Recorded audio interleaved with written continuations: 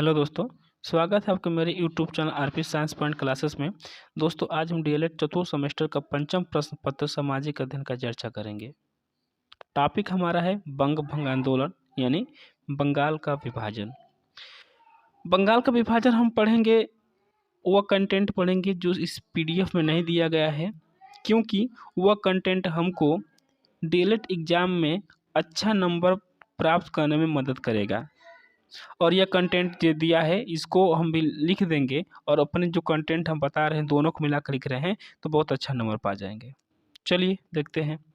सबसे पहले हम बात करते हैं बंगाल का विभाजन। ठीक है, बंगाल का विभाजन, बंगाल का विभाजन, बंगाल का विभाजन। बंगाल का विभाजन जो निर्णय की घोषणा की जाती है, जो निर्णय की घोषणा की जाती है, निर्णय की घोषणा की जाती है, वह की जाती है 20 जुलाई 1905 को। ठीक है, बंगाल विभाजन जब होता है तो निर्णय की घोषणा की जाती है 20 जुलाई 1905 को। जुलाई के बाद आता है अगस्त, तो 7 अगस्त 1905 को, 7 अगस्त 1905 को कलकत्ता के टाउन हाल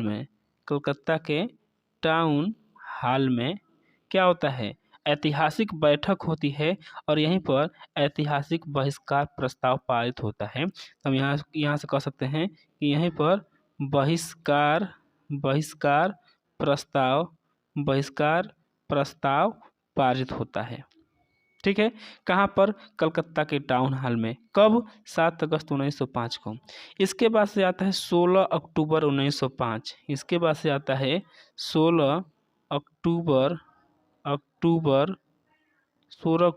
1905 की टाइम आती है।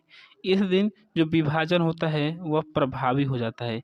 इस दिन विभाजन होता है, वह क्या होता है, इस दिन विभाजन प्रभावी हो जाता है यानी लागू हो जाता है, विभाजन कर दिया जाता है। क्या होता है, विभाजन जो होता है लागू हो जाता है।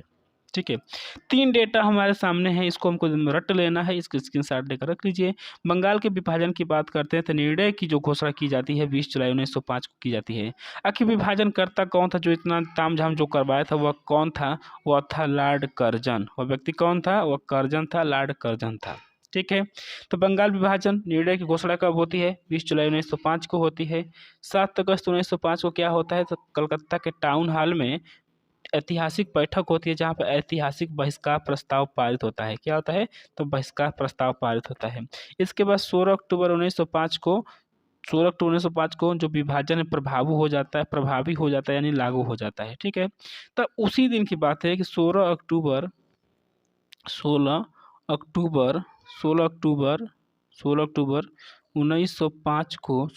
1905 को पूरे कलकत्ता में शोक दिवस के रूप में मनाया जाता है। ठीक है, शोक दिवस के रूप में मनाया जाता है। इसी दिन राखी दिवस के रूप में मनाया जाता है। कौन सा दिवस, राखी दिवस के रूप में मनाया जाता है।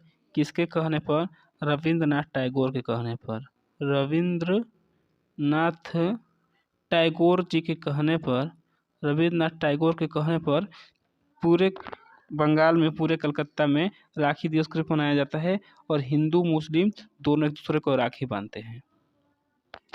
ठीक है, चूंकि टैगोर जी ने क्या बताया, टैगोर जी ने यह समझाया कि ये बंगाल विभाजन जो करके हिंदू मुस्लिम में फूट डालना चाहते हैं और ये एक दूसरे को लड़ाना चाहते हैं। और जो कलकत्ता के लोग थे उसमें बहुत शिक्षित लोग थे। क्यों, क्योंकि वहीं से अधिकतर समाचार पत्र निकलते थे, लोगों में राष्ट्रीय भावना उदित हो रही थी, कलकत्ता उसमें राजधानी भी थी। ठीक है, तो इस तरह से क्या हुआ कि वहाँ के लोग समझ गए विभाजन क्यों किया जा रहा है ना। चलिए, बाकी जो कंटेंट दिया है उसको हम पढ़ते हैं। सबसे पहले हमसे यह कह रहा है यहाँ पर, कर्जन की साम्राज्यवादी तथा बांटो और राज करो की नीति का सबसे बड़ा प्रमाण बंगाल विभाजन के रूप में सामने आया। उस समय बंगाल प्रांत में बंगाल, बिहार, उड़ीसा सम्मिलित थे। तो बंगाल प्रांत में कौन कौन शामिल थे, बंगाल, बिहार और उड़ीसा शामिल थे। सामान्यतः तत्कालीन सरकार द्वारा बंग भंग के उपरोक्त कारण बताए गए जिन्हें शासकीय आवश्यकता बताया गया, परंतु यथार्थ में विभाजन का मुख्य कारण शासकीय न होकर राजनीतिक था। ठीक है, तो यह बताया जा रहा था ये बंगाल है। बंगाल को हम क्या करेंगे, दो भागों में बांट देते हैं, एक पूर्वी बंगाल और एक पश्चिमी बंगाल। जो कि कारण बताया गया कि बंगाल में कौन कौन शामिल है। बंगाल में बंगाल, बिहार, उड़ीसा शामिल है। इतने बड़े, अगर तीन राज्यों को मिला के एक राज्य बनता है, एक प्रांत बनता है, ठीक है, एक प्रांत बनाया जाता है तीनों को मिलाकर, तो इतने बड़े प्रांत को चलाना मुश्किल है। इसलिए हम इस प्रांतों को दो भागों में बांटकर शासकीय व्यवस्था को हम बेहतर करना चाहते हैं। लेकिन वास्तव में शासकीय व्यवस्था नहीं था, वह राजनीतिक व्यवस्था था। ठीक है, राजनीतिक कारण थे बांटने का। क्या कारण था उसको भी हम देखते हैं। ठीक, कह रहे हैं कि बंगाल राष्ट्रवादी गतिविधियों का केंद्र बनता जा रहा था। राष्ट्रवादी गतिविधियों का केंद्र बनता जा रहा था। ठीक है, इसलिए बंगाल का विभाजन किया। कलकत्ता केवल ब्रिटिश भारत की राजधानी नहीं बल्कि व्यापार वाणिज्य का केंद्र स्थल था, न्याय का प्रमुख केंद्र था। ठीक है, यहीं से अधिकतर समाचार पत्र निकलते थे, जिससे लोगों में विशेषकर शिक्षित वर्ग में राष्ट्रीय भावना उदित हो रही थी। क्या हो रही थी? राष्ट्रीय भावना उदित हो रही थी। ये कारण थे बंगाल विभाजन का। बंगाल विभाजन का कारण यह थी कि वहीं राष्ट्रवादी गतिविधियों का केंद्र बन रहा था, व्यापार वाणिज्य का केंद्र था, समाचार पत्र निकलते थे, न्याय का केंद्र था। ठीक है, और जब समाचार पत्र निकलते थे तो लोग पढ़ते थे, तो जो शिक्षित वर्ग लोग थे, जो पढ़े लिखे लोग थे, उसको पढ़ते थे और राष्ट्रीय भावना उदित हो रही थी इसीलिए। ठीक है, लिखा है फलतः इसी के परिणाम स्वरूप 16 अक्टूबर 1905 को बंगाल विभाजन की घोषणा कर दी। तो भैया 16 अक्टूबर को नहीं होता है, 20 जुलाई 1905 को बंगाल विभाजन की घोषणा की गई थी, और 16 अक्टूबर 1905 को बंगाल विभाजन प्रभावी हो जाता है। ठीक है, बंगाल विभाजन क्या होता है, या घोषणा नहीं करता है, या क्या होता है, प्रभावी होता है। क्या होता है?